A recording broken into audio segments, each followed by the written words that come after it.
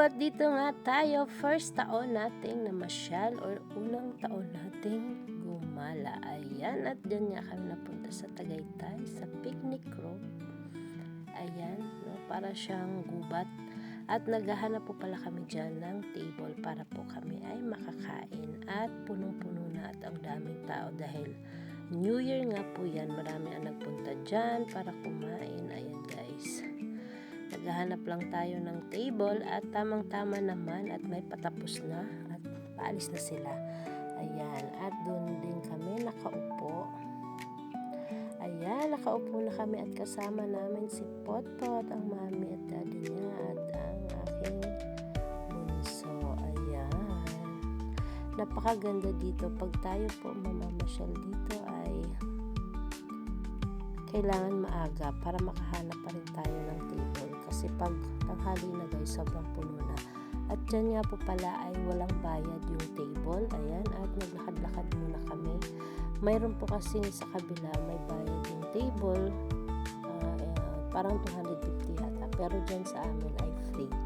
Kaya lang bago ka aalis, kailangan nyo po iligpit ang mga kalat nyo. Kailangan walang basura na naiiwan sa table kasi guys may papalit pa. At may basurahan naman na malapit. Kaya pwede nyo na itapon doon.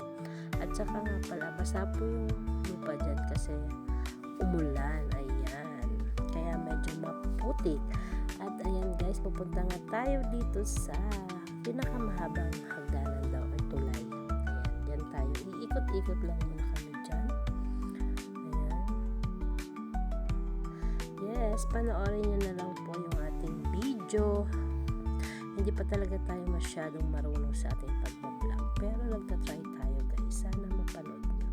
Ayan, at napakahaba nga po pala talaga ng tulay na to. Kasi hanggang doon pa po yan sa kabila.